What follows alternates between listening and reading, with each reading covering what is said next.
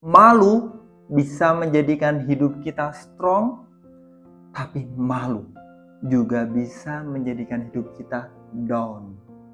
Halo teman-teman, pada kesempatan ini saya akan membahas tentang perasaan malu. Mengapa saya tertarik untuk membahas terkait malu? Karena baru-baru saja ada teman yang curhat. Mas Anas, saya ini malu. Kira-kira malu itu bagus atau tidak ya? Kok rasa-rasanya malu itu menjadikan hidup saya kurang berkualitas? Kira-kira kalau saya hilangkan rasa malu itu bagaimana ya? Oke, bila kamu juga ada permasalahan seperti itu, atau kamu punya teman yang punya masalah seperti itu, insya Allah di video ini akan ada pencerahan. Secara garis besar, malu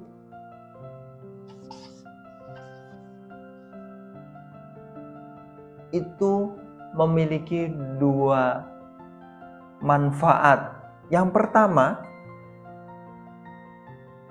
manfaat yang pertama yaitu manfaat membuat efek negatif.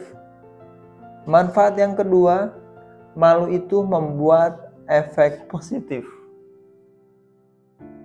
Oke, maksudnya bagaimana, Mas? Oke, maksudnya begini. Malu itu kalau saya ibaratkan seperti pisau. Oke, teman-teman, malu itu seperti pisau. Pisau itu bisa menjadi perantara untuk melukai orang, dan pisau itu juga bisa menjadi perantara untuk membuat masakan spesial. Kok bisa, Mas? Masa malu seperti pisau? Jadi begini, kalau kita lihat penjelasan-penjelasan di literatur,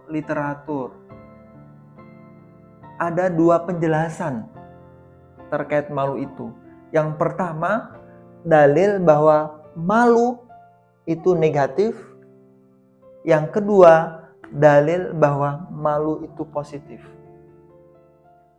Kalau yang negatif, teman-teman bisa baca di buku Quantum Life Transformation atau di buku-buku pengembangan diri lainnya, bahwa sifat malu itu berada di level energi 20. Jadi ini ya teman-teman. Jadi ada penjelasan tentang level energi, dan rasa malu itu berada di level energi 20. Level energi 20 itu level energi yang rendah. Dia bertempat di paling bawah. Rasa malu merupakan emosi yang sangat berbahaya karena beroperasi dekat dengan kematian dan seterusnya. Kalau ingin membaca penjelasannya, bisa beli bukunya Quantum Life Transformation. Tapi di penjelasan lain juga ada yang mengatakan, bahkan ini dalam hadis, al-haya'u minal iman, malu sebagian dari iman. Loh, kok bertentangan gimana, Mas? Maksudnya gimana, Mas? Ini bukan bertentangan, tapi ini sesuai. Karena rasa malu itu seperti pisau, bisa kita gunakan untuk positif dan juga bisa menimbulkan dampak negatif. Tergantung apa?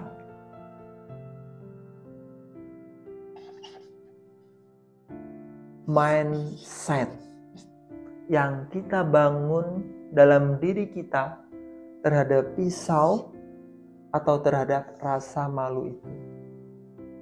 Pola pikir kita.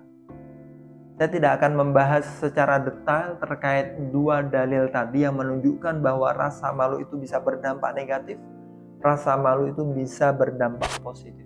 Saya tidak akan membahas itu secara detail. Itu mungkin kita bahas di kesempatan lain. Lalu bagaimana saya menjawab teman yang curhat seperti tadi? Saya jawab, bahwa rasa malu itu kita butuhkan. Bahkan rasa malu itu bisa membuat kita strong, membuat kita lebih produktif, membuat kita lebih semangat. Mengapa bisa? Karena yang menentukan itu ini. Pola pikir kita, cara pandang kita terhadap suatu hal ketika kita membawa rasa malu dalam diri. Contoh mas, saya perlu contoh, kurang paham. Jadi teman saya ini mengatakan, mas, saya ini malu mas, kalau harus presentasi.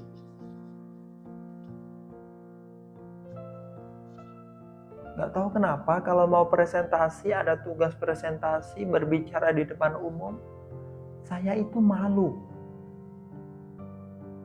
Ketika kita membawa rasa malu dengan mindset seperti itu malu yang membuat kita down. Tapi kita balik mindsetnya agar malu ini menjadi strong, menjadi energi positif pada diri kita. Bagaimana mas? Waduh, kalau saya besok nggak presentasi, saya bisa malu sama teman-teman. Anas ini bagaimana toh? Sudah dikasih waktu untuk presentasi, masa dia nggak mau maju, malu-maluin aja. Waduh, Anas ini padahal dia mewakili lembaganya di sini untuk mempresentasikan hasil dari penelitiannya. Ini malu-maluin, masa nggak mau maju? Saya jadi malu kalau ada orang yang bilang seperti itu ke saya. Makanya saya harus maju agar saya tidak malu-maluin diri sendiri, agar saya tidak malu-maluin lembaga saya. Jadi kita ubah mindset agar malu itu bisa menjadi positif. Yang konsultasi juga bilang, kalau itu mas, saya itu mau bertanya malu. Bertanya terkait apa memang? Terkait suatu pelajaran, saya itu ingin bertanya. Tapi malu mas, saya bertanya. Nggak tahu kenapa perasaannya seperti itu. Loh, justru ketika kamu tidak mau bertanya, justru Anda harusnya lebih malu lagi. Loh, kok bisa? Ketika Anda tidak mau bertanya padahal Anda belum paham, di masa selanjutnya Anda ketika ditanya tentang hal itu dan Anda tidak bisa menjawab, kemungkinan Anda akan lebih malu lagi. Mengapa? Karena itu sudah dijelaskan. Gurunya juga sudah mengatakan, yang ingin bertanya, yang belum paham, silahkan bertanya. Nah, Anda malah nggak bertanya. Ketika nanti Anda ujian, nilai Anda jeblok, jelek, siapa yang malu? Yang malu Anda. Makanya ketika Anda ingin bertanya, karena belum paham pelajaran yang dijelaskan guru, tanya agar Anda nanti tidak malu-maluin. Mengubah mindset ketika kita membawa rasa malu menjadi malu yang berdampak positif ke diri kita. Tapi itu mas, saya itu kalau bertanya masih gelibet, masih kurang bagus. Cara menyusun katanya kurang baik. Kan itu kan cuma bertanya. Guru juga nanti mengarahkan agar cara bertanyanya lebih bagus. Ketika cara bertanya kamu kurang bagus, betul gak? Ketika kamu tidak mau bertanya karena kamu malu, nanti cara menyusun kata-katanya itu kurang bagus. Kira-kira kamu akan bertambah menjadi baik gak? Tidak akan, saya jamin. Karena Anda tidak tahu kelemahan Anda. Karena tidak akan ada yang akan membenarkan Anda, membetulkan Anda. Dengan Anda bertanya dan cara bertanya Anda itu kurang benar dan ada yang membenarkan, Anda jadi tahu, oh kekurangan saya itu di sini, harus diperbaiki. Justru dengan Anda bertanya, Anda bisa menjadi lebih baik. Jangan sampai Anda diam aja. Anda tidak akan berkembang dan efeknya di masa depan Anda akan malu-maluin. Pas masih ada guru, ada yang membenarkan, itu enak. Tapi saat sudah dewasa, bertanya kok gitu sih? Lebih malu gak Anda? Lebih malu. Padahal dulu dia itu sekolahnya di ini, gurunya ini. Masa cara bertanyanya masih begitu? Oke teman-teman, sudah ketemu ya bagaimana cara membuat rasa malu ini itu menjadi energi positif, energi kebaikan, energi yang bisa membuat kita semakin produktif dengan cara mengubah mindset, mengubah cara pandang terhadap rasa malu itu. Dan ini tentunya perlu yang namanya proses. Jangan selalu berharap instan. Seperti bertanya tadi. Teman-teman ingat ketika pertama kali belajar naik sepeda? Kira-kira gimana? Pernah jatuh lagi, kemudian ulang lagi, jatuh lagi, diulang lagi sampai berkali-kali jatuh. Kemudian alhamdulillah diberi kelancaran.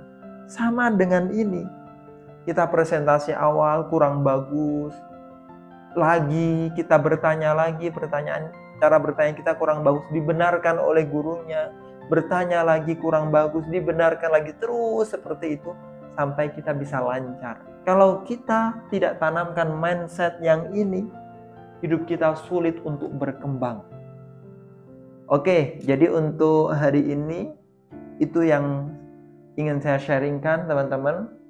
Mudah-mudahan juga bisa membantu teman-teman agar rasa malu ini bisa membuat hidupnya menjadi semakin produktif, semakin strong, semakin punya hasrat untuk menjadi lebih baik. Al-haya'u minal iman.